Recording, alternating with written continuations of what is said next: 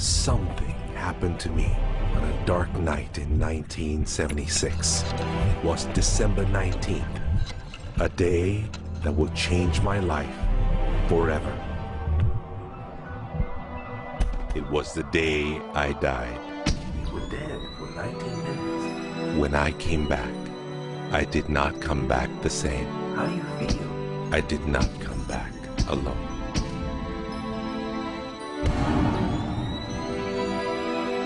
What seemed like days passed in 19 minutes. And over the course of the next few years, I began to remember the greatest mysteries revealed to me. Anything is possible.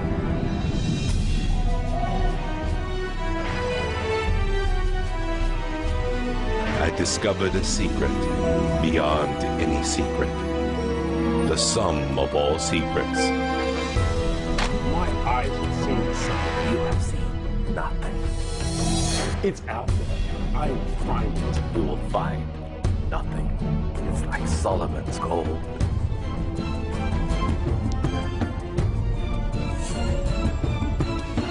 It was the key to Solomon's wisdom.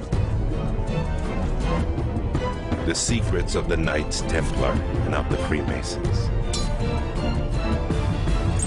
He must be stopped. Courage, my dear boy.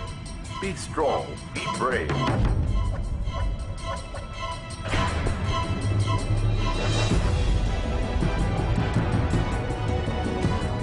I challenged myself to find out everything I could. I found great teachers who knew this and began to seek them out.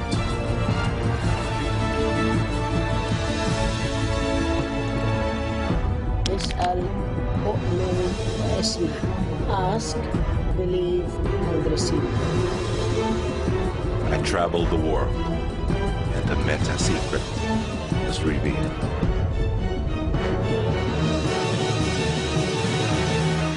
Time has come. I became a messenger to deliver all that was made known to me.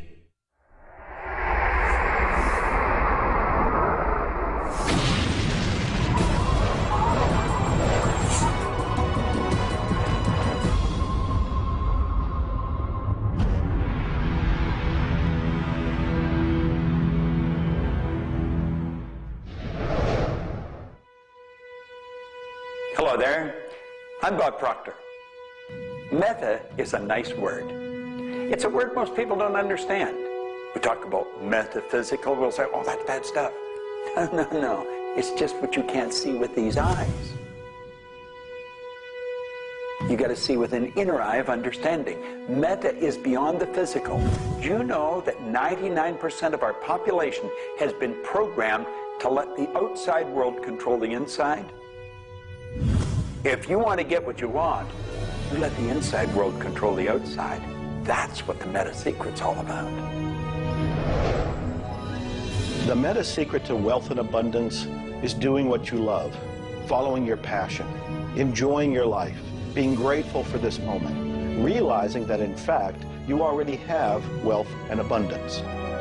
You have wealth and abundance to the level that you allow it in your life. Expand your level of openness, deservingness, and you can have more wealth and abundance right now. How do you become more wealthy? You become more grateful. Studies here in the U.S. show that grateful people earn more money and are better at innovation. So the first step to becoming more wealthy is become more grateful. Find the good in your world right now, and you'll take a first step to become more wealthy. The meta secret to wealth is knowing exactly what you want and then being willing to pay the price to get it. Most people think that wealth just comes out of having this impression in your mind that you're going to live an abundant life. And that's an important piece of it, but it's incomplete. If you look at the word attraction and the law of attraction, the last 6 letters spell action, A-C-T-I-O-N. One of my favorite words is satisfaction. We all want to have satisfaction. And again, in Latin, satis means enough.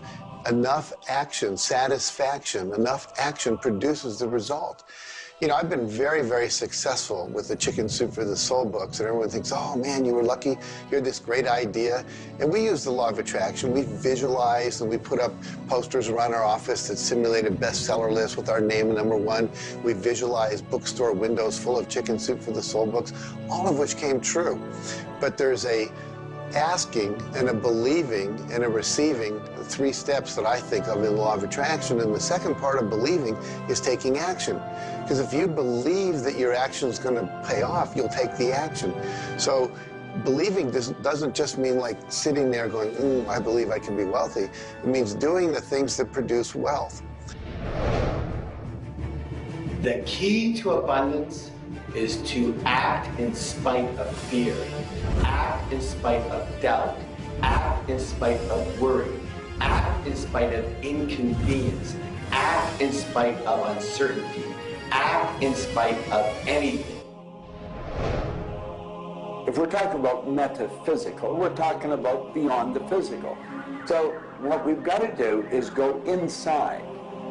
We have been programmed to live from the outside in. We're letting what's going on outside of us control what's going on inside. If we're going to get into the meta side of our own personality, we've got to get away from this physical instrument we've got and move into the higher side of our own personality.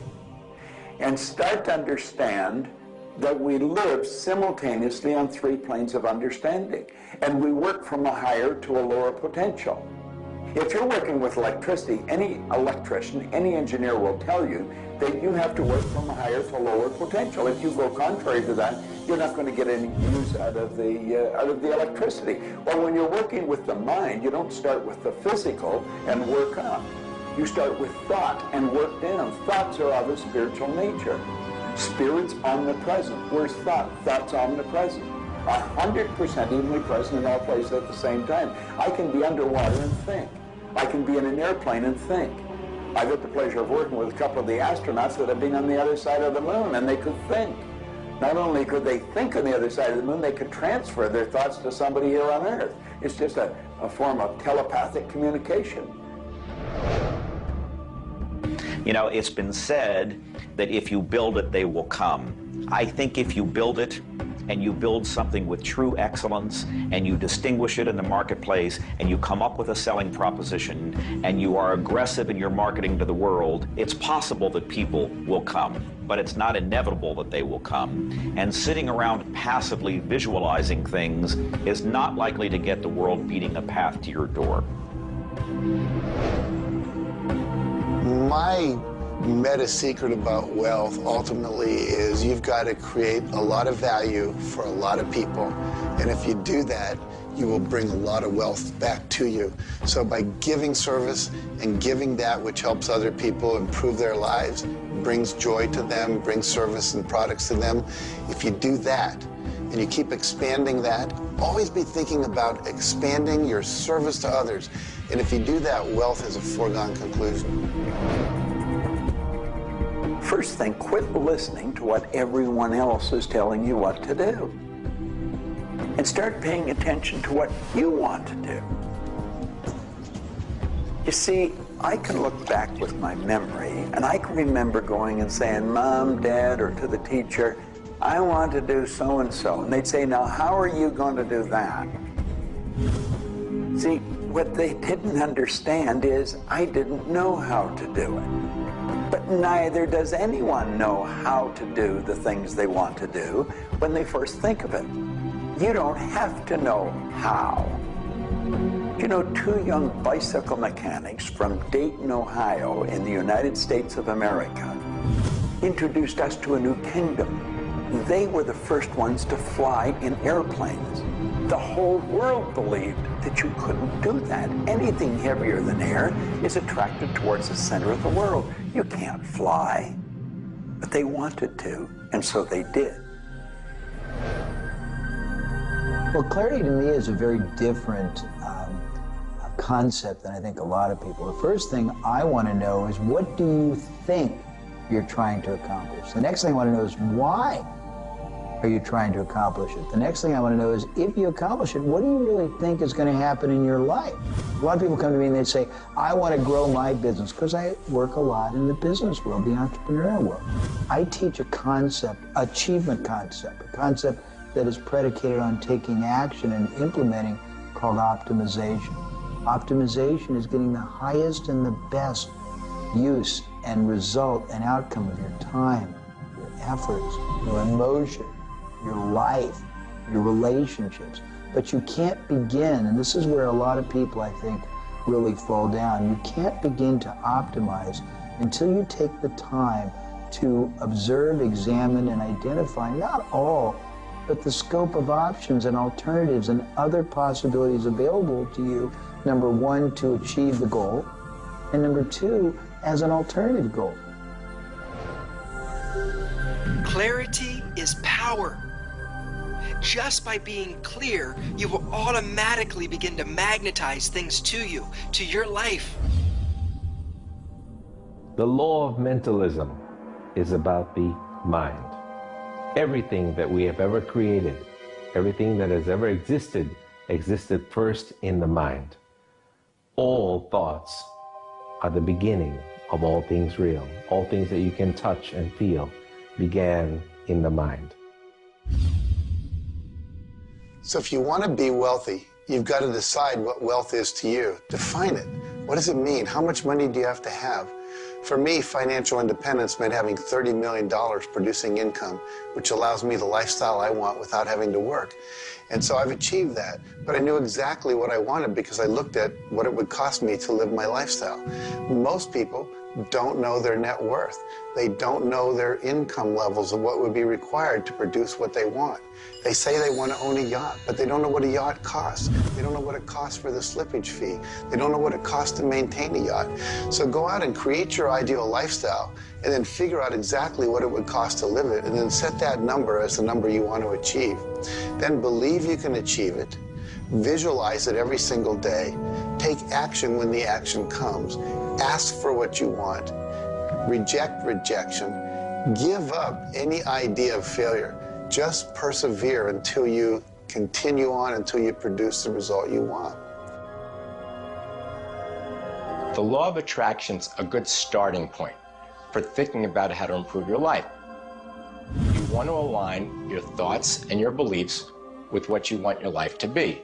But the law of attraction itself, by itself, won't allow you to achieve the abundance that you need. There are certain steps that you need to take, and these steps are all incorporated in what we call the meta secret. And the meta secret isn't one solitary method or one solitary system. The meta secret is a combination of tools, methodologies, and ways to understand the world and ways to understand how we can change the world. Until I started looking at who I was and who I wanted to become, nothing changed. Because every time I would look and I would blame something else or blame somebody else or just look in a different direction that was not inside, I would get more of what I was creating. Because every time I created something, people would react to that. Every time I took an action that was blaming this or blaming that, people would react to that. And you know what? Then I would react to their reactions. And I was creating an environment that was busy. Instead, an environment that supported wealth and abundance. If you look around, there's nothing but the abundance everywhere that you see. You see the trees growing. You see businesses happening. This is wealth, this is prosperity, this is abundance. If it's not happening for you, it's because unconsciously you have beliefs, counter-intentions, negativity that actually blocks it from coming into your life. It's actually working the law of attraction all the time, but it's happening on an unconscious level.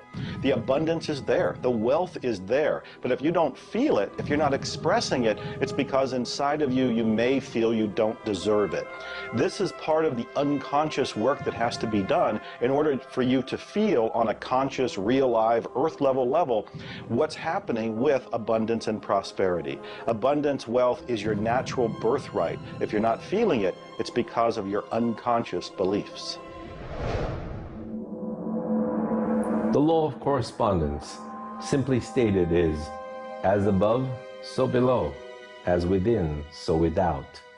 The law of correspondence is simply attesting to the fact that we are human creatures, physically present, but we have minds and we have spirits. So we exist in more than just one plane. We might even be multidimensional beings with multidimensional thoughts, and there may be more to you than just meets the eye. If you want to be wealthy on the outside, you first have to become wealthy on the inside. As above, so below. As within, so without. First, you have to become wealthy in your thoughts. Then you become wealthy in your outer expression of that. You have to have a wealthy attitude. You have to have a wealthy, abundant thought form about who you are and what's possible. And when you have that, it will start to manifest outside of you. If a person wants to take a quantum leap rather than incremental steps, they have to begin by understanding that they can do that. There's a marvelous little book. It's called U Square. Now think of what that means. If you square a number, you multiply the number by the number, don't you? Well, when you square, you multiply your potential by your potential. It's astronomical. I mean, you just go off the board. The man that wrote the book, Price Pritchett, he said, when you're looking at a quantum leap, he says it looks ridiculous, utterly. But in retrospect, it looks like a natural thing to happen. It was without effort. It's with ease. And that's what quantum leaps are. What you're really doing is getting rid of limitations in your mind, and you're letting your mind just take off and build a great big idea. And you start before you're ready. You defy what the masses are controlled by. You've got to move into a space all of your own. Understand you're working with an infinite power that's omnipresent. It's with you all the time. It's closer than your breath. And you get in harmony with that and just release all thoughts of limitation and make up your mind you're going to take and just compound your effectiveness. That's essentially what I did. I didn't know what I was doing at the time. I didn't understand quantum leap, but I took my income from $4,000 a year to $175,000 in a year.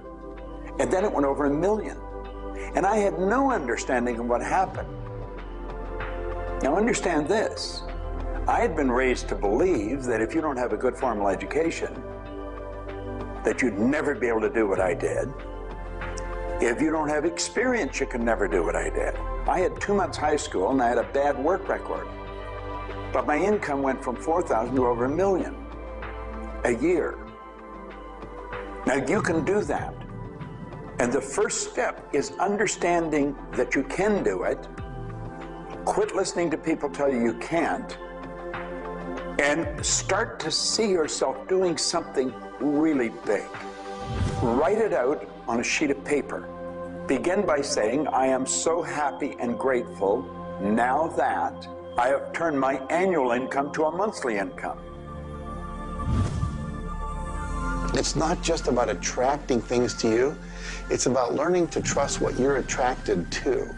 You are naturally going to be attracted to certain kinds of people, to certain movies over other movies, to places you want to vacation versus other places, to workshops you want to take or books you want to read versus other books. Trust what you're attracted to. It will take you where you need to go, and it may not always make sense to you. I remember going to a seminar, and there was a woman teaching about how to triple your income in a year. And at that time, I was probably more like a hippie than I am the entrepreneur that I am today. And my wife, who was against making money at the time, thought it was evil when you should be in total service and all this. She said, I can't believe you're going to that workshop where they're going to teach you about how to make all this money. I thought you were more spiritual than that. I said, honey, I don't know why. I'm attracted to that workshop. I'm going to go there. So I sat down, the woman next to me, we started talking. Turns out she was a veterinarian. And it turns out that our cat had feline leukemia at the time. And I started talking to her about that, and she said, well, I'm the world's expert on feline leukemia. And I said, well, I've heard there's no cure for that. She said, no, there actually is a cure, and I can teach it to you. And so she called my veterinarian, told him what to do. My cat lived for many, many more years than the local vet thought it should. But see, I was trusting my attraction to go to that seminar, and it led me in a path that saved my cat's life, which was not where my conscious thinking was, but it was a very important goal to me to keep my cat alive. Those kind of things will start to happen. Most people are uncertain about something. They're uncertain about their next step. Here's your message. Do it. Do it. Whatever you're uncertain about, do it. Take the step. You will learn so much more. You'll get so much further faster by actually getting in the game than doing it, than thinking about it forever. One of my sayings is, one step in the right direction is worth 100 years of thinking about it.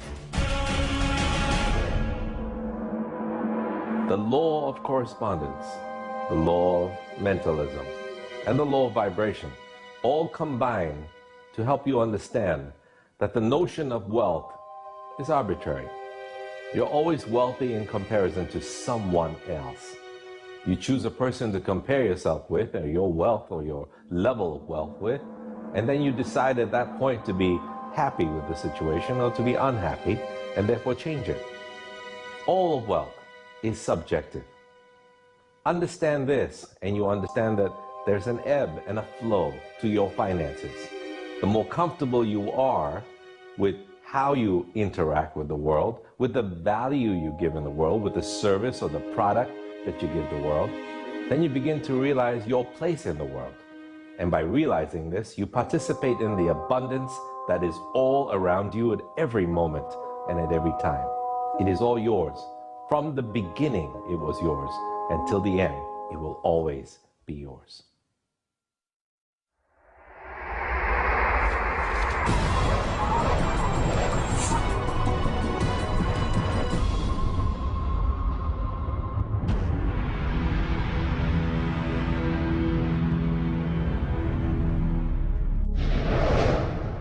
The meta secret to relationships is to know that the universe is giving you love right now. When you give love to the universe, when you give love to another, you will receive love in turn. Love is the essence and nature of relationship.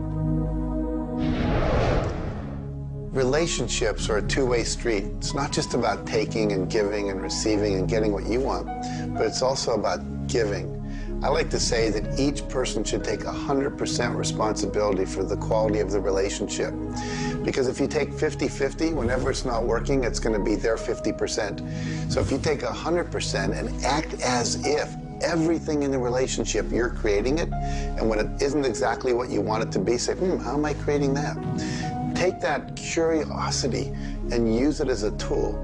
And when you get the answer like, oh, I'm not coming home on time, I'm not listening, I'm not doing this, then you have the opportunity to shift and do the thing that produces relationship. A friend of mine wrote a book called Making Relationships Work. And the idea is there is work in making the relationship work. So be willing to do the work. Give as much as you get. The more you give, the more will come back. To have a better relationship with anyone in your life, first you begin by having a relationship with yourself. Treat yourself the way you would your very dearest friend. Love yourself regardless of all the crazy shenanigans you pull. Believe me, I do this every day. So if you want a better relationship with someone else, love yourself. Relationships are part of what the universe is giving you as a gift. The first and most important relationship is the one with yourself. When you love yourself, you heal yourself. When you love yourself, you become a magnet that people want to hang around, and you begin to attract other people and new relationships. It's all based on love. It's all based on non-judgment. It's all based on total acceptance. The universe has a relationship with you right now, and the universe wants to give you more. Are you ready to accept it? The concept that I can't live without you is a tragic statement to me. The idea that I need somebody else to complete my life, I need somebody else or my life's not worthwhile is a very sad statement, and I think someone needs to take a good look at themselves when they say that. When you start to think that thought, stop for a second and realize life is full of stuff, and sometimes stuff is potholes, and sometimes stuff is bridges are out ahead, and sometimes there's a detour in life. I heard somebody once say that sometimes the most beautiful scenes in life are the ones we observe on a detour. Have you ever gone on a detour and realized that your life wouldn't have been the same if you hadn't taken that twist or that turn in your life? Next time stuff happens, take a look. Maybe there's something better right around the corner. The law of cause and effect tells us that there are no such thing as coincidences. Everything that happens in this world happens because of a reason. Someone, somewhere, created a cause. It may not be something you are aware of. It may not be something we can even begin to realize or see at this level. But at some level, someone, somewhere, or a group of people, or even us, may have created it. And so as a result, we see the effect. We see the effect around us. We see the effect everywhere on this planet. Everyone asks me, Jay, how in the world can I have a better, a happier, a richer, a more joyous relationship? And it's very simple. First thing is you got to slow down enough to be externally focused. It's all about them. The more interested and externally focused you are on the other person, the more extraordinary their experience will be, and the more naturally they'll reciprocate it. The second, and you're watching me, and I've got a serious side, and you know that, but you got to get in touch with your childlike sense of curiosity, of innocence. The third is you got to be in the here and now, and that's so trite and said so often, but being in the here and now means connecting deeply and being aware of what people are saying and looking at them and being responsive to their feedback and their mannerisms. And the last thing, and the easy thing, is to, again, as I said earlier, enjoy the process. We are so busy, so stressed in our life, trying to get from one thing to another, trying to multitask, that the greatest way to have wonderful relationships is to commit, not just the time, but your being, to being there, to connecting. For me, the meta secret to relationships is to be the person you're looking for. Whatever it is you're out there looking for, be that and give it away. If you're looking for someone who's loving and kind and compassionate and generous, you need to be loving, kind, and compassionate and generous. Whatever it is you want, you've got to be that and express that out into the universe. And whatever you express out is going to come back multiplied.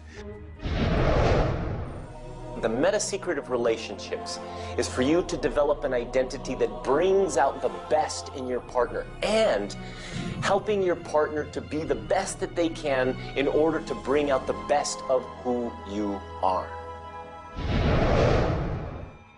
Criticism seems to be a big problem.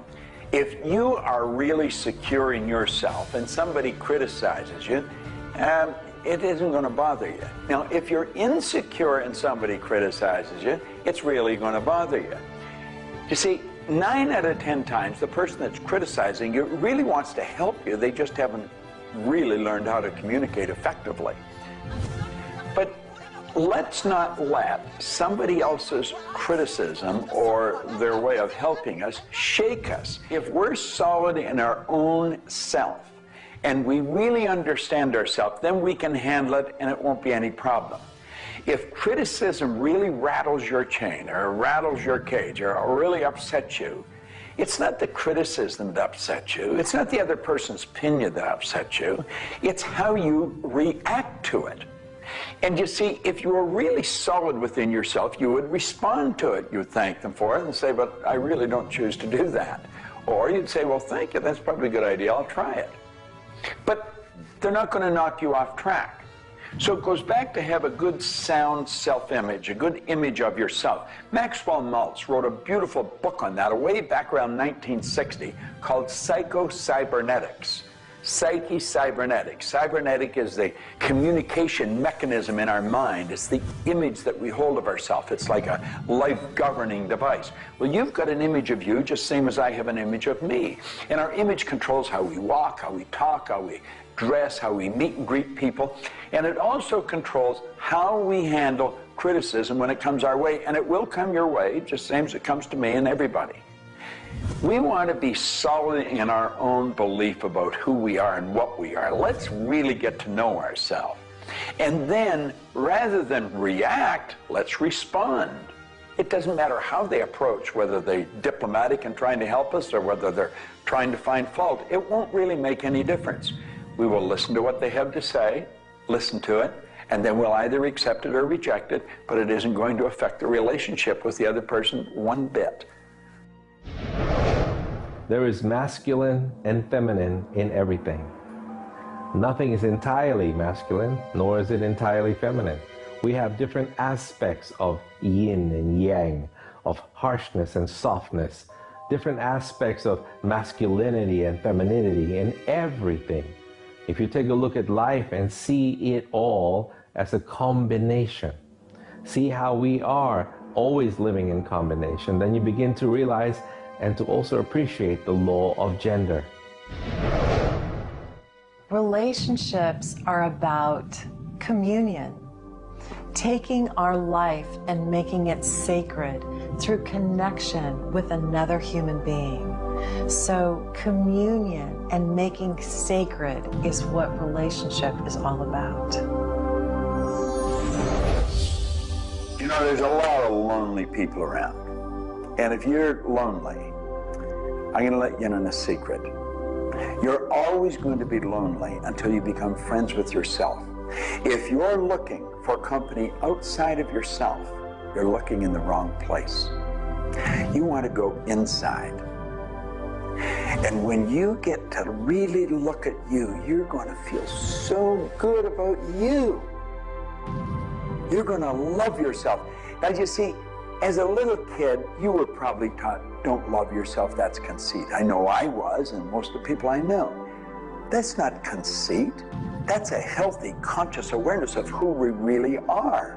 I'm not talking about an ego trip. I'm talking about really becoming acquainted with yourself. You've got to build a good relationship with you, or you're always going to be lonely. When you get angry, look at it as, okay, this is a gift. I need to release something here. And in that process, relationship becomes a school for growth instead of just like it's someone that's going to please me. Look at how can I serve them and how can I learn from them, as opposed to how can I manipulate them to give me all my needs met.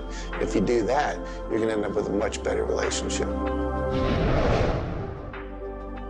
If you're in a relationship where you're not experiencing full love, the way to change it is not by changing the other person. It's by changing yourself. You look within yourself and you start to feel grateful for everything about you. As you change your relationship with yourself, magically, the outside relationship will change as well. You will suddenly see it transformed. You will suddenly see that there's love in that relationship with that other person. But you don't change the other person. You change you. A lot of people spend valuable time in their life focusing on the past. I could probably spoil your week if I reviewed the first 26 years of my life. My life was a mess. And you know, at the end of 26 years, imagine living for 26 years and looking at yourself, you're unhappy, sick, and broke. I had a guy look at me and he told me I was one of the most miserable people he had ever met. And he was right. I was plain miserable. He said, you're always sick. I didn't have a terminal illness or anything, but I was always backache, headache or something, and I was always broke. He said, why don't you change it? Well, as long as I kept focusing on what led me to this point, which was a bad trip, I was going to create more of the same. And he said, let it go. Forgive it. If you're looking for love and not finding it, it's no doubt because of a lack of forgiveness in some area of your life. This is true for all of us. You want to look in your life, look at your past, look at all of your relationships, and ask yourself, where have I not forgiven? Myself, my parents, my siblings, my neighbors, my relatives, my business partners, where have I not forgiven? When you go and forgive, you release the energy that allows the law of attraction to bring new love and new relationships into your life. How do you do this? You look and ask yourself, where have I not forgiven somebody? Somebody's going to come to mind. It could be you. The second thing you do is say, can I forgive them? Can I forgive myself? Whether you say yes or no, you move to the third part of this, and you start to wonder, what made that person act the way they did at that point? What made me act the way I did at that one point? And you start to go deep into understanding the psychology of behavior, and you realize we're all doing the best we can, yourself included. At that point, when you can forgive yourself and you can forgive these other people, whoever it might be, for whatever may have occurred, when you forgive them, you release all of the energy that's been stuck psychically within your own mind and your body and your soul. And when that releases into the universe now has an open pathway to return to you new love, new relationships, new blessings. It all begins with forgiveness, and you can do that right now. When we talk about love, we're talking about the greatest word in the world. Leadership is a great word, but no word compares with love, because without love, you're dead. There's life in love. There's forgiveness in love. There's really everything. There's thankfulness in love. Now, the problem is learning where do we start, because we find sometimes in families there's no love. In marriages, there's no love. But we quit looking around and we start learning. It begins with me. And when we start learning, we're not too loving ourselves. And it begins with your learning. To me, you could say you're loving, but unfortunately, you love people you like. Love has to be unconditional, loving those you don't like. Now, in my case, when my wife married me, she said she loved me. I told her I loved her. But as soon as we got married, I would say, I love you. She said, well, why don't you act like it?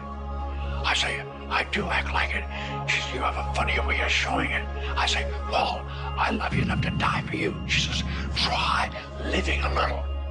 And so I discovered, as loving as I was, I didn't fit her definition. The law of gender, the law of vibration, and the law of rhythm. All of these figure in relationships. You see, love is a dynamic. Any relationship is a dynamic. When you are actively relating, that's when it's alive. That's when it's fun. When you sit back and you start to look at the relationship, then it becomes static. It becomes a relationship to be assessed, to be looked at. But when you're relating to your partner or your spouse, amazing things happen. It's dynamic, it's moving, it's alive. And that's what all love is supposed to be, alive, and so much more fun. Changes happen all the time. We change. Human beings change. You change, I change, we all change. But if you can change together in the same direction, amazing miracles take place. Words, feelings, thoughts are all aligned. And all of a sudden, you can take on any problem and it's not an issue. That's what relationships are all about. That's what relating is all about. That's what love is all about.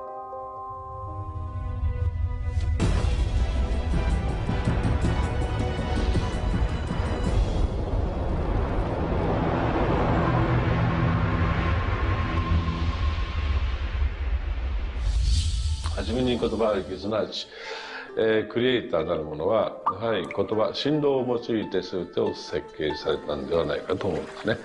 そして、その、振動の、設計図は非常に緻密なもので美しい共鳴振動にあふれたものであったことでありましょ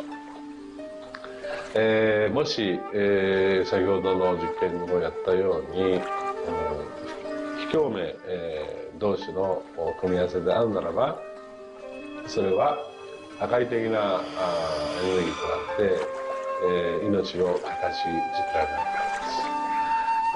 私たちの体は最終的にクリエイターの、いろいろな、試行錯誤によってだんだんこう単純なものから、微生物だとか海の中のものとかそういうものから、小動物始まって複雑なものになっていって、最後の芸術作品として、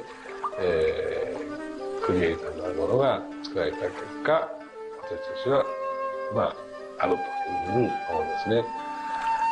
その本来の設計というものが、バランスの取れた振動の組み合わせというものが、何らかの要因によって崩れていくときに私たちはストレスを持ち病気になっているんだというふうに考えています。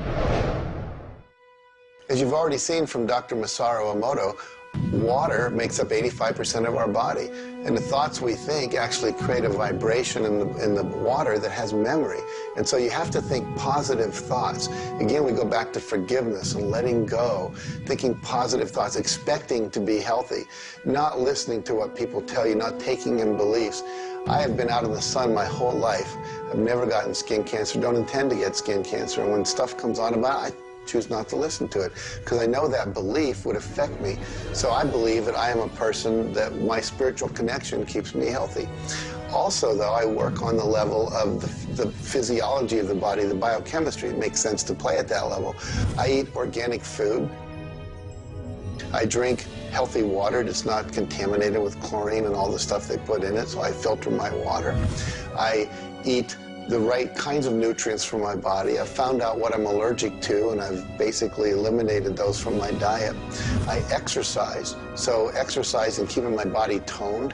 We want to have resistance exercise. We want endurance, which means we need to jog and do aerobics and things like that. And we need to have flexibility, things like yoga and Pilates. So we need a complete system to keep our body healthy. And then a detoxification, I think, is the part that most people don't do enough with.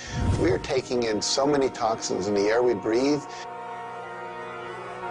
But if you will cleanse on a regular basis, I cleanse every Monday. I just do a cleansing diet where I just drink liquids and then I don't eat anything else, and my liver has a chance to get rid of all the toxins that are in my body.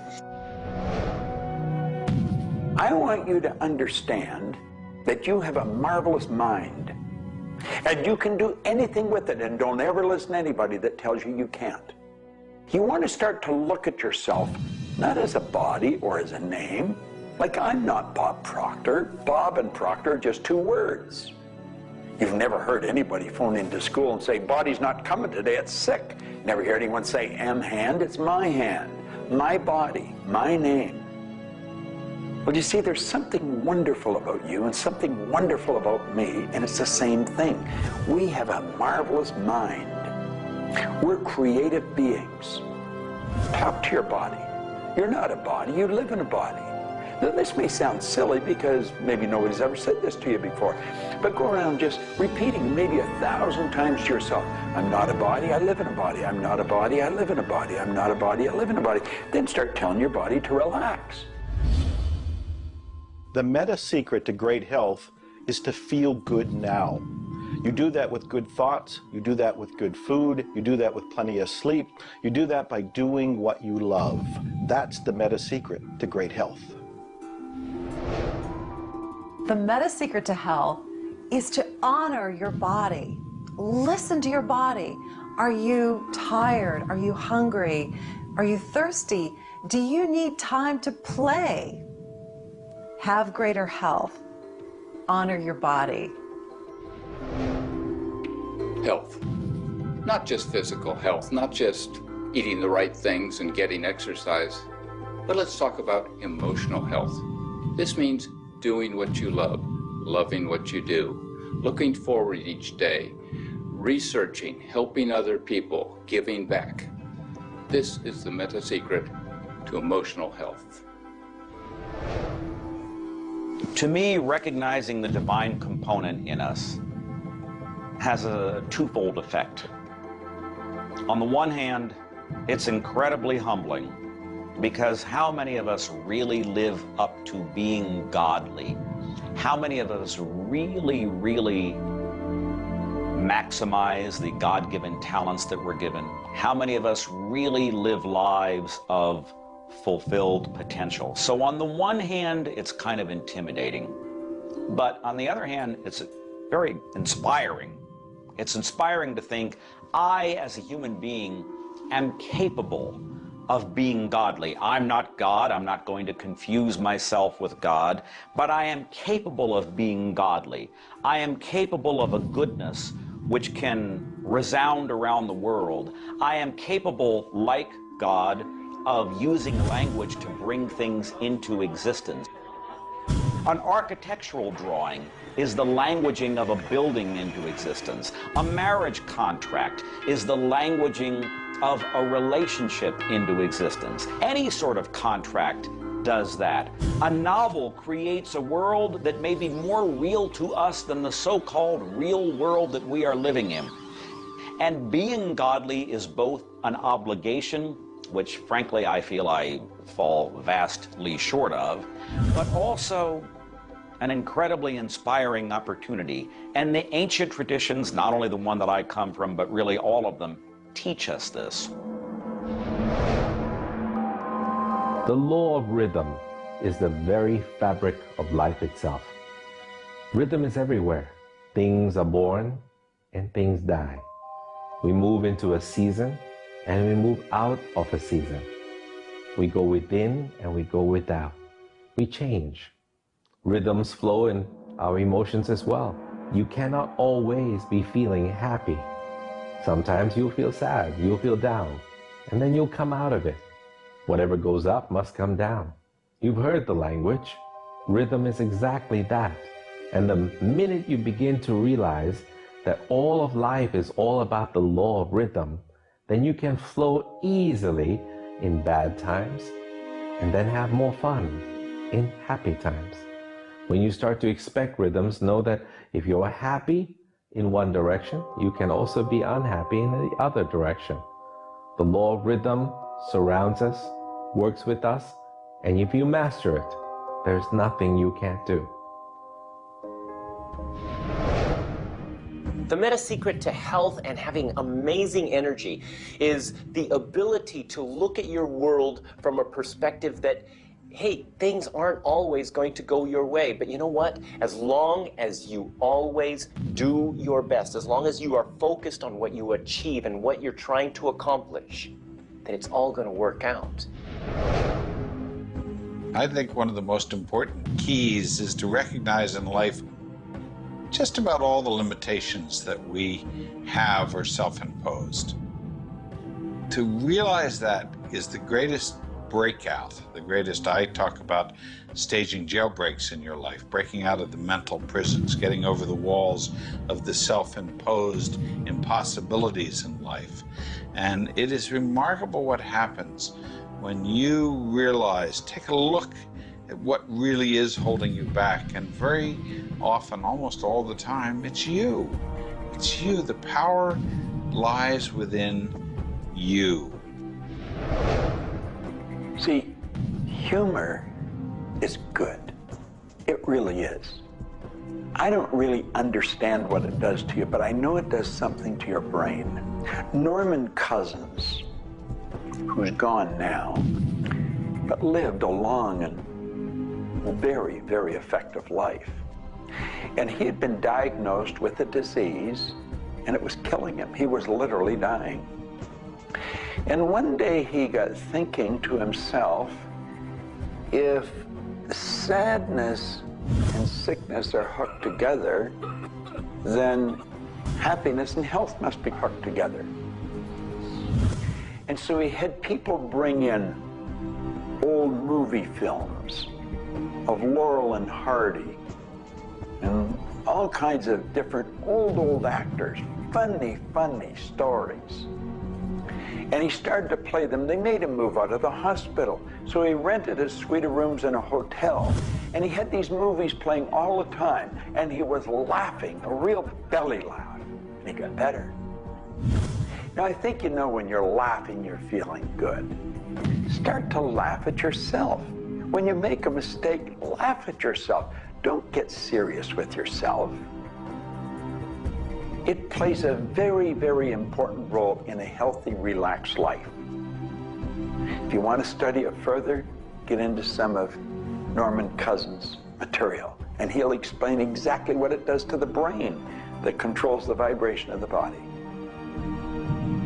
Start laughing a little more. Have fun. The mind can't be all it is designed to be without the body being everything it was designed to be. But we basically thwart both. Or you can have a great relationship. You can have a great financial situation. You can have a great family relationship. And the big problem in our society, certainly in Western society, people don't exercise, 92% of the people don't exercise, they don't eat nutritious things, they don't complement to compensate. It's very simple. And if you break it down to the little steps like eating an elephant, you'll have the most rich, satisfying, fulfilling, gratifying, liberating life, but you gotta balance it. Health is all up here. All I know is right now. I don't have a voice. I don't have good sight. I don't have a hearing. My strength is gone. However, I have never been more excited and thankful in my whole life. The law of vibration simply states that everything is in motion. Nothing stays static. At some level, even though something may appear as if it's not moving, its molecules are moving, its atoms are moving. Everything vibrates. Not just your thoughts, everything. Now, I do understand that disease cannot stay in a healthy vibration. It just cannot. I also understand you cannot turn disease into health, but you can release disease and recreate health. You see, your body is changing at the rate of millions of cells every second. And it's the thought patterns that you hold in your mind that control the vibratory rate of the body. Your brain is an electronic switching station. There's all kinds of material written on thought, on attitude, and on health. And I do know this. If you are suffering from a physical disease, quit talking about it, quit thinking about it. Go to a very competent medical doctor and follow that person's advice, because he or she will tell you what to do physically, but at the same time, instantly begin visualizing every molecule of your being in a harmony with the law of vibration. Now, I would have an affirmation that I would repeat. I am so happy and grateful now that every molecule of my being is vibrating in perfect harmony with God's laws. My body is getting healthier and stronger and more vibrant every minute of every day. And repeat that. Treat it like a mantra. I can't predict what's going to happen for you personally, but I do know that hundreds of people, if not thousands of people, have experienced healings and cures by beginning to change their thoughts about what's going on in their body. In my book, The Attractor Factor, I talk about a person who had cancer. She experienced the idea of forgiving everybody and everything in her life, and she went through the process of doing that working with a coach. She then went back into the doctor's office. They opened her for surgery, and there was no cancer. It was gone. By forgiving everybody in her life, including herself, she transformed her body. She reached this place of healing and this place of peace. And as a result, she experienced a cure. If you're finding yourself sitting here watching this and you're ill, you've got a chronic condition, you're sick, what you need to do is a couple of things. Number one, you need to first work on your attitude. You need to believe you can get healthy. You need to not believe anyone who tells you you're going to die, or it's terminal, or it's going to take a long time. Literally, we know that we can get rid of a disease in minutes, in literally minutes. I had a cold once, and a person literally did an exercise with me. My nose dried up, my fever went away, the achiness went away in 5 minutes. So we know the power of the mind. We know that you have to forgive and release. So much work now being done on cancer where we know there's resentment, and different forms of resentment will come into different forms of cancer in the body. So it's critical to get yourself aligned with spirit. When you are aligned with spirit through meditation, through doing the things that bring you joy, through doing the things that align you, and you know what that is for you. It could be singing, it could be walking in nature, it could be petting your cat. When you move into that state, healing naturally takes place through you. There's this innate, natural healing ability that's always working to heal you if you get you out of the way. By you, I mean your ego mind, your beliefs, your fears, your doubts, all of that stuff, all of the resentments you've held that you haven't released, that will keep you sick. So you've got to do some kind of work to get into a spiritual alignment and to release the negativity. Emotional pain is very real. It's like sorrow and grief. Like grief comes in waves. It just sort of overcomes you and then it sort of fades away. You could have experienced some traumatic situation, anything from rape to the loss of a loved one or being held up, where somebody invaded your privacy in some way or another. And it causes deep emotional pain. What we want to realize is that we are bringing that on ourselves. You say, well, wait a minute, you're not bringing it on yourself. No, but you're reliving the situation.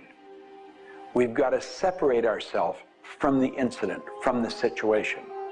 We've got to realize that it's a very real part of life and attempt to separate ourselves from it and deal with it as best we can and then let it go. Otherwise, we're going to carry it with us and we're going to keep experiencing it over and over and over again. どうやってわかるか。振動という、まずそもそもその水の結晶とは何かということになりますけどね。結晶というのはやはり情報だと思います。で、情報というのはバイブレーションですね。で、バイブレーションのデザイン家が雪の結晶あるいは水の氷結結晶という形になって現れてきていると思いますが、やはり我々がなんで美しいとか醜いだとかそういうような認識能力があるのか、あるいはそれだけには全人類本当に一緒の価値観を僕は持っていると思いますが、それはもうやはりクリエイターがそのように設計されているからだと思うんですね。それが崩れちゃったらもうこれはもう本当にどうしようもないんだけど、その美醜というのが我々の美しさ、ごめんなさい、バイブレーションの健全さということにつながっていると思います。水は神が自分の意識あるいは意図をまんべんなくこの宇宙に伝えるためのキャリアとして、作られたものだと思いますね。ですから水が別の言葉で言うならば神の、一種のメッセンジャーということになると思いますね。それの形が大げさで言えば結晶という形で表されていると。で神にとってふさわしくないなと思うような現象については水はやはり結晶的にノー、良いものはイエスという判断を示すというふうになっていると思うので、それがなぜできるのかということになってくると、これはまた僕にとっては来世の研究課題かもしれません。Stress is caused, in my opinion, when we take our power and give it to the problem. We want to maintain the power. I'm in control of me. The power is going to stay with me. I am not going to let the condition, the circumstance, or the challenge that I may be facing control me. You can make a decision right now that you are going to maintain your power and you're going to let everything outside stay outside, and you know that when you're in a totally relaxed state, the solution to problems come. Quit getting involved in these sophisticated stress management deals. Release the stress. Let it go. You're in charge of your body. Just say, peace, be still. Visualize a beautiful lavender energy flowing right into the crown of your head and circulating right through your body. And then start to imagine every molecule of your body vibrating in perfect harmony with God's laws. You're totally relaxed. You're in charge of yourself. There is no stress where there's relaxation. Be calm, peace, be still. Don't even use that word anymore. Get rid of it. Release it. The laws of cause and effect, of rhythm and polarity, come into play when we talk about your health. Your body is an amazing symphony. Amazing miracles taking place on every part of your body. And what holds it together are fields of force that we cannot even begin to understand. Every day, your cells are renewing until you have new organs generated all the time. And your body and your cells are repairing themselves even as they remove toxins from your body. I can't help to wonder sometimes if you gave that entire symphony a wonderful environment filled with fields of happiness and radiant joy and vitality, how that growing, renewing process might work a little bit better, sort of like happy children in a playground.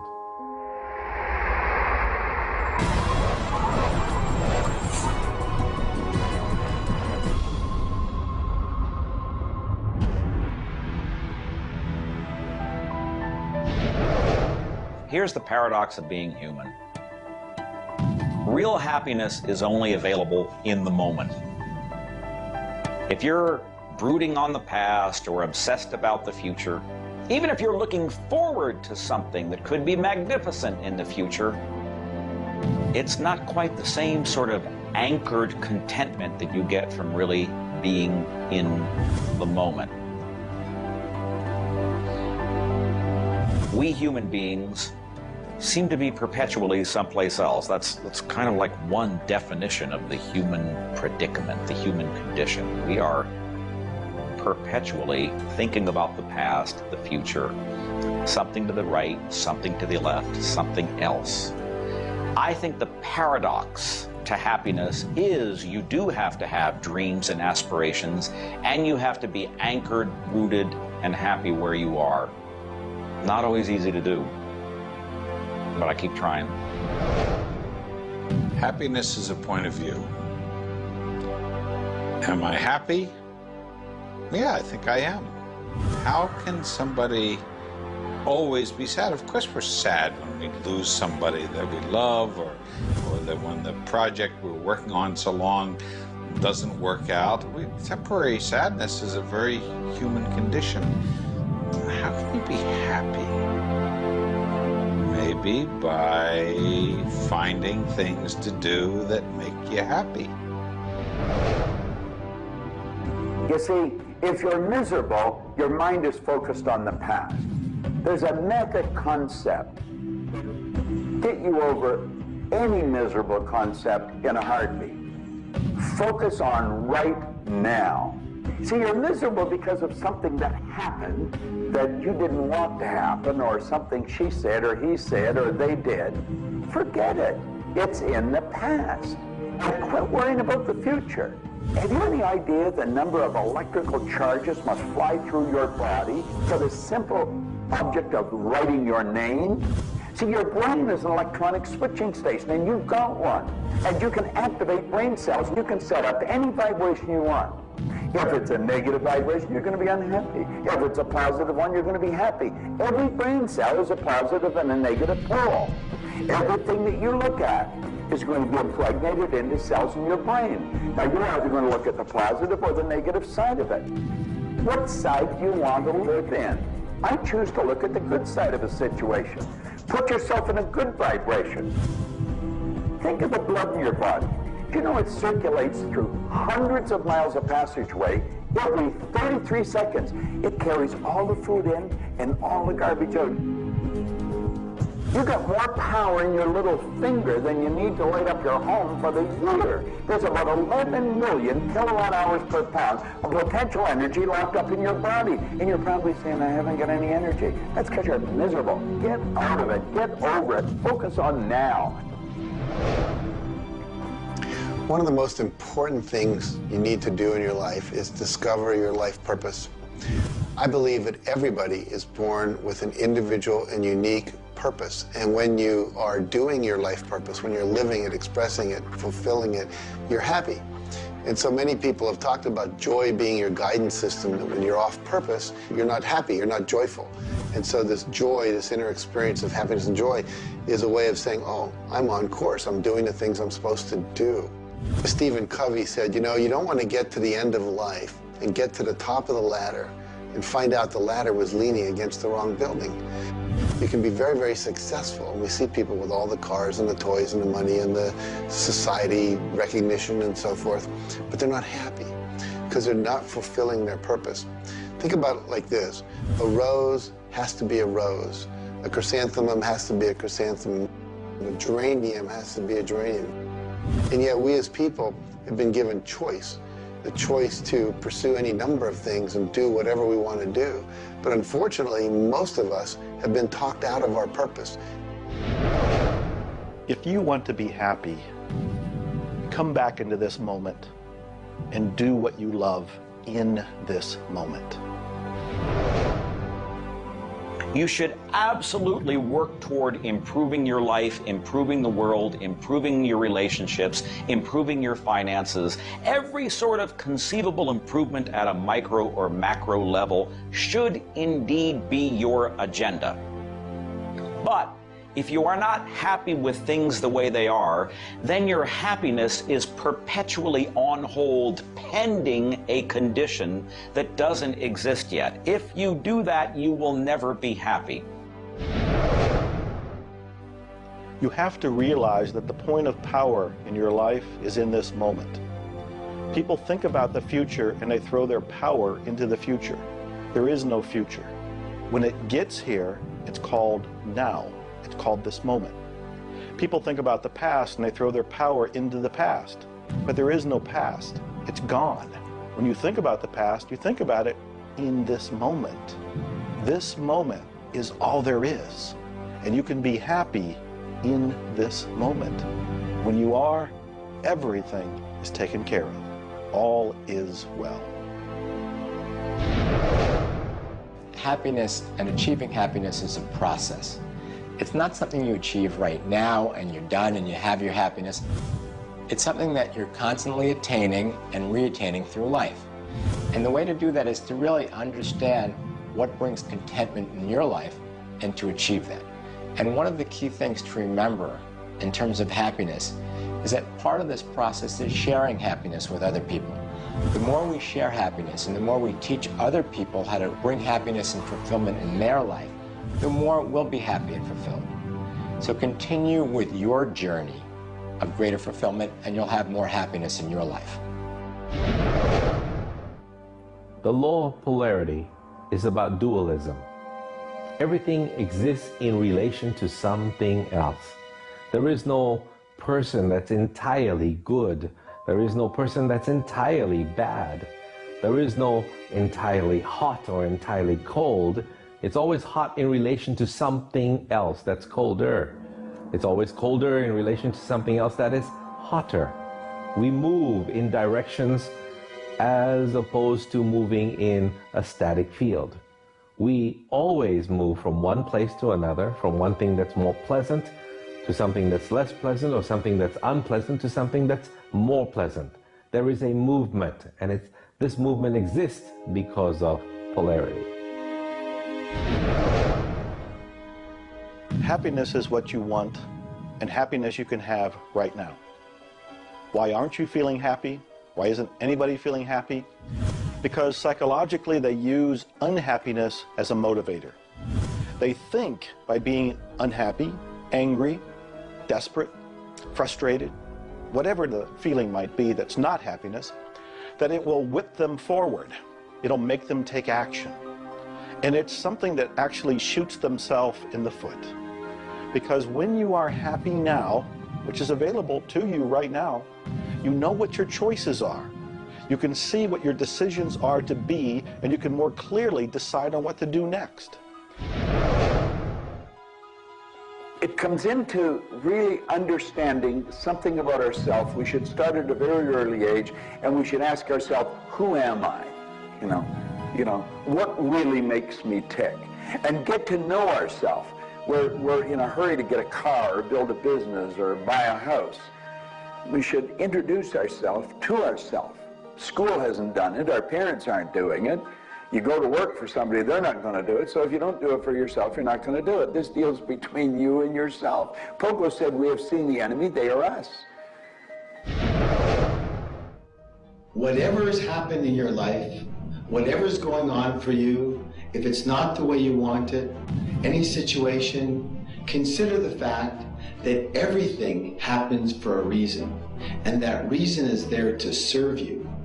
How can you reframe this? How can you relook at this in such a way that helps you, that supports you, that puts you on the path to success and positivity again?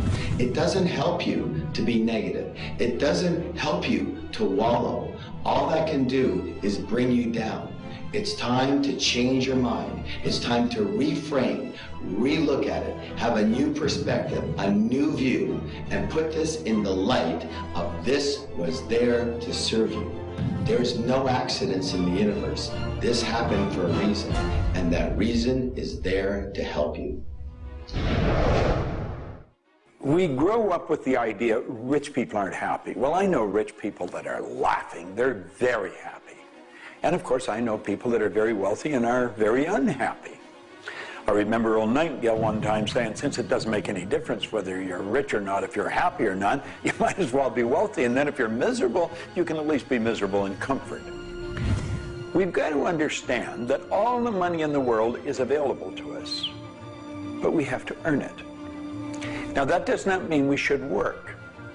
This is where the meta secret really comes into play. Working happens to be the very worst way to earn money. We should work for satisfaction. People should go to work at what they love doing.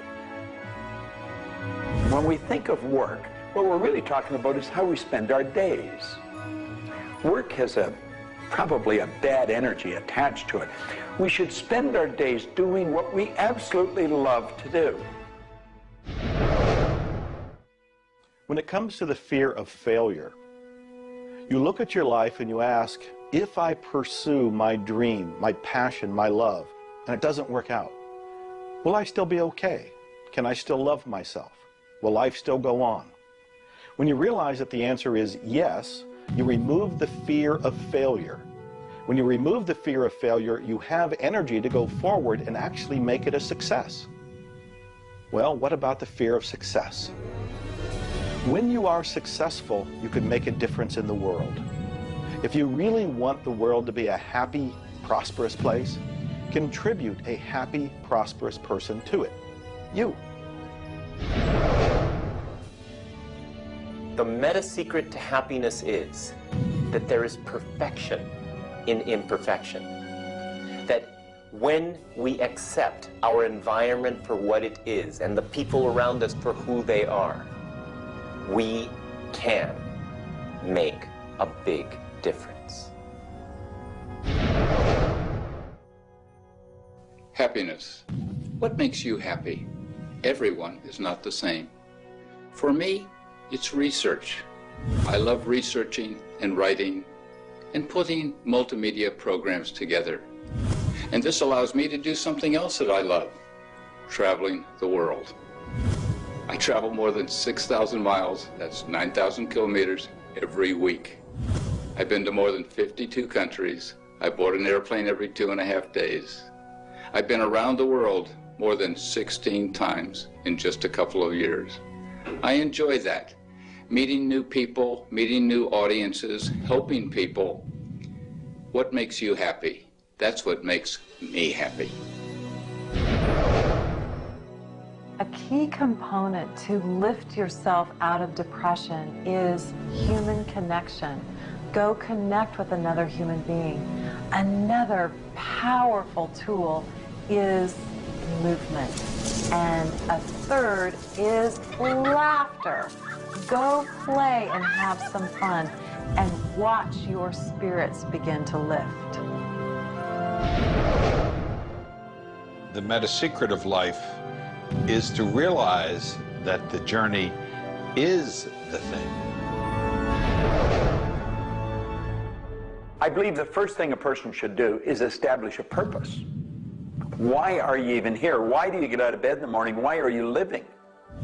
I honestly believe every one of us are hardwired to do something. So how do you decide on your purpose? You decide on it by asking yourself, what do I really love doing? So you have your purpose. This is what you're going to do with the rest of your life. And then you build a vision. Then your goal is taking a bite out of that vision. Now, when you do that properly, you're going to love what you do. When you wake up in the morning, you can't wait to get going, and you're going to be doing it until you go to bed at night. Therefore, all of your day, all of your hours are filled doing with what you love to do. That's called living. Everything else is dying. See, there's a basic law of life. It says create or disintegrate. You're growing or dying. Find out what you love, dedicate your life to it. Most of us, when we approach happiness, are looking for someone out there to make us happy, some event to occur, and then we'll be happy. If I get to the retirement stage, if I get my car, if my wife is nice to me, if my son comes home on time, then I'll be happy. The truth is, happiness is an inside job. It's a choice. When I have an expectation on how someone else should be, I've given my power over to them. What I want to do is simply learn how to create joy and happiness inside myself. And we can do that in numerous ways, by doing the things we love, by focusing on the good qualities in ourselves, by choosing to focus on the good qualities in others instead of being judgmental. Once we realize that happiness is an inside job, and I get to be as happy as I choose to be, not as happy as other people make me, the reality is I can move into a state of pretty much constant joy and bliss. Stuff happens. Life happens. And then you get to choose.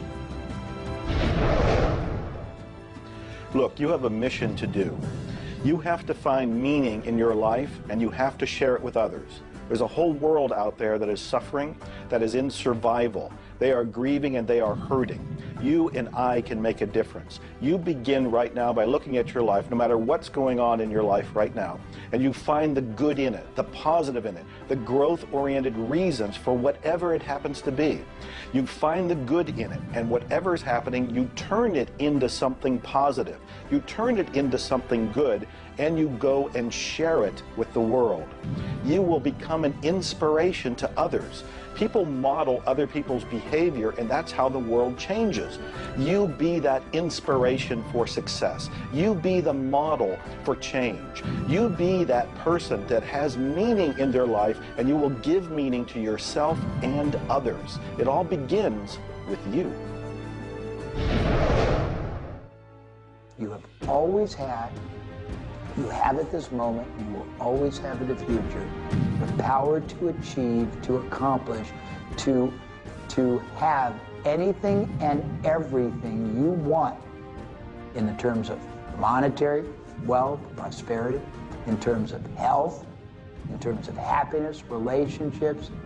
However, it will never, ever occur until and unless and until after you first are clear on the specific goals. Number two, you are very clear on the action steps. Operative word is action steps you have to take. Number three, you have an action step-based plan, a strategy, and the steps are just the tactics. You implement it in a timely, regular, scheduled way. Number four, you monitor, you pulse, you really pay keen attention to your progress, and you adjust if it's not what you want, and you adjust higher if it's better than you want. And number five, you focus on other people's benefit. You don't be self-consumed. You do those five things, the world really is your oyster. You know, you find people that are quite comfortable with what's termed uncertainty. The truth is there isn't any uncertainty. There's only the law. And the law decrees that everything happens the way it's supposed to happen. If we build the image in our mind of what we want, and we're true to that image, that'll control the vibration we're in, that controls what we do, and it controls what we attract. Now, the problem is, we let that image get out of the way every now and then, and we're controlled by something outside. And that takes us off track. We've got to correct it and come back on track. But a person that has direction in their life, there's no uncertainty. There's only good stuff coming. It's stuff that's going to cause the image in our mind to move into form. And so we wake up every day wondering what part of it's going to show up today and where's it coming from and who's going to deliver it. Every day holds something really good for us. Alfred Adler, the great psychologist, said, "I am grateful to the idea that has used me." I love that. Get a big idea and understand that you're going to see it move into form, and that's just as certain as the night following the day, because that's governed by law too. The laws of correspondence, of vibration, polarity, and rhythm come into play when you talk about the meaning of life and happiness. We make our happiness dependent on what other people can do for us instead of what we can do for ourselves. You know, there's a concept they don't teach you in school. It's called enough. Sometimes what is enough for one person may not be that way for somebody else, and we want more. And when you want more, you're setting yourself up for disappointment, because not always will you get more. Sometimes you do, but it's not all the time. I don't know who told us on this planet that everything is going to go our way. Sometimes things will go your way, sometimes they won't. We've got to learn to accept this. That's the rhythm and the flow of life. All of life is filled with possibilities. And when you see possibilities, well, it allows you to accept failures as not final. Failures are learning lessons. The American Indians, the Hopi Indians in the Southwest, well, they have a belief. Every day they wake up and pray to the Great Spirit, and they say, "Oh, Great Spirit, allow us today, this day, to make 20 mistakes." You see, they believe that by making mistakes, by failing, you actually learn more. You add to this wonderful fountain of wisdom that is called you over a period of time.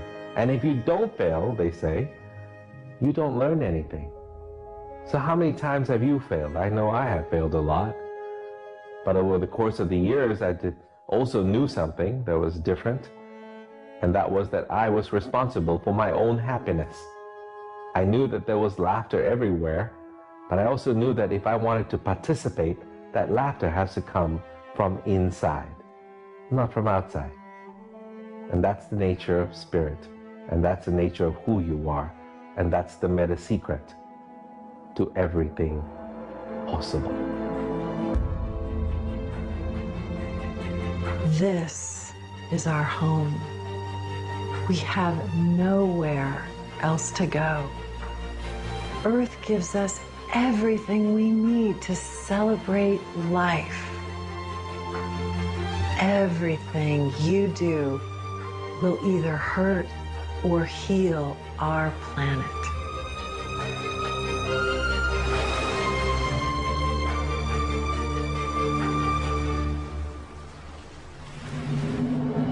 You were brought here to learn many lessons. To learn how to love who you are, where you are, and the people you surround yourself with. Just remember that you carry within yourself everything you need for the fulfillment of your life's purpose. You are the sum of all of your experiences, all of your choices, and you are a work in progress.